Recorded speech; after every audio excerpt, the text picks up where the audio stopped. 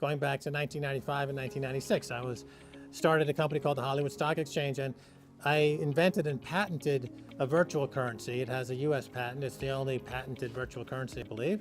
Patent number 5950176, I like to say. And so I knew already a lot about the virtual currency market. And when I heard about Bitcoin in 2011, it immediately filled in a lot of blanks in terms of what we were trying to do back then and what Bitcoin can do that we were unable to do at that time. And so it just reignited this interest I had, and we immediately started to talk a lot about it on our show.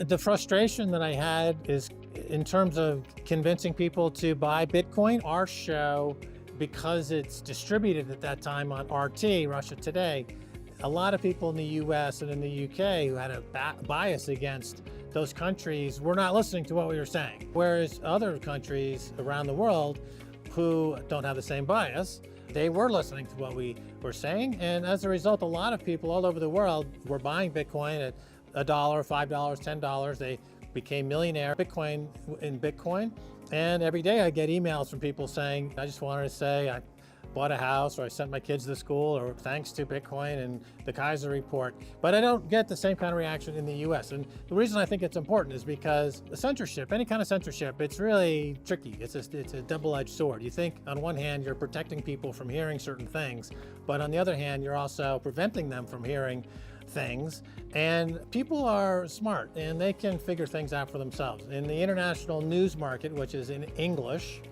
I listen to news from all over the world. I know that if I hear a story from another country about the United States, that there's a bias from that reportage. But I also know that I'm able to strip away the bias and just hear some of the facts that are being reported, facts that I'm not hearing from the US news outlets, because the US news outlets like to report on other countries and would tend to ignore the US and problems in the US because they have a bias in the US. All media has some bias. And that's why having global media, I think, is important for people to watch and to look at, to get a fuller picture of things. And we're lucky in that since Al Jazeera started this phenomenon of global 24-hour news in English back in the early 2000s with Al Jazeera English. They kicked off this globe phenomenon where countries all over the world have an English bureau now. And so people are fortunate in that they can have access to these news outlets in English all over the world and have a fuller picture of what's going on. So as it pertains to Bitcoin, in this case, the censorship that was going on directly hurt a lot of people in the US who would have otherwise been early into Bitcoin. In South America, Latin America, Mexico was huge for our show. So big, in fact, that RT created RT Espanol, which became much bigger than the English-speaking channel for us. And videos would get 1 million, 2 million views. The Mexican market for Keiser report was absolutely gigantic. We have reports, for example, in Cuba. It's a kind of an interesting story. In Cuba, one of the very few channels that they could get is from RT. And Bitcoin was introduced to Cuba through the Keiser report. And now there's a thriving Bitcoin community in Cuba. I'll tell you a funny story, is that actually, we hear so many, when you do a lot of traveling, as I'm sure you are aware of, things that you wouldn't see if you were just home in your house walking your dog all day and not doing much. You see a lot of strange things. So a lawyer for the inmates on Guantanamo Bay in Cuba was in London talking to my wife, Stacy, and saying that the Keiser report is very popular in Guantanamo Bay. And the story is that the TV that's allowed into Guantanamo Bay, they use the satellite really that faces away from the US, and they get RT on that satellite. And as a result, we have fans in Guantanamo Bay, and that the client of this lawyer who has somebody in Guantanamo Bay as a prisoner was actually a big fan of the Keiser report. So they've heard about Bitcoin before. How does that make you feel? In the case of Bitcoin, I always say Bitcoin is for everyone. And so it's for anybody and everybody who's interested in perfect money, freedom, and individual sovereignty would be into Bitcoin. And a fan is a fan. I've done TV for Iranian television for a number of years through Press TV.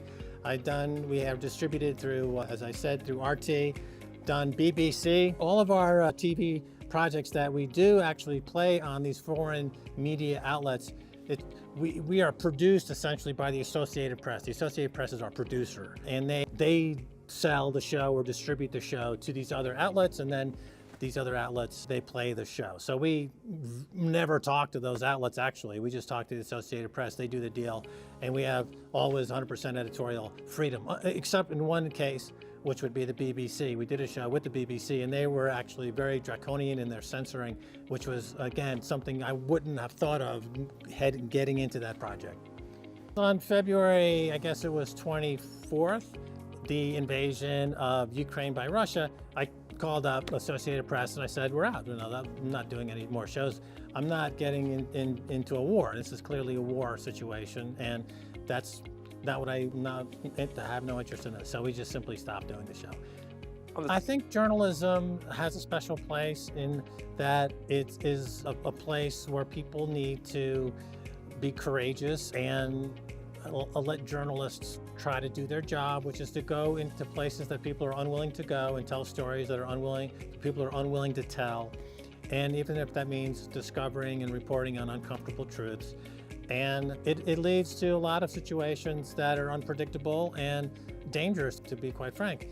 And so my feeling is that I have respect for the viewer to be able to discern for themselves if it is worthwhile news for them, or what the context of this news is, as long as I can say, and I can say that I'm not being managed editorially, that I have editorial freedom to do my job as a journalism, the distributor of that content, it doesn't make any difference to me. It's like YouTube, RT, France 24, or me shouting on the corner, as I've done many times.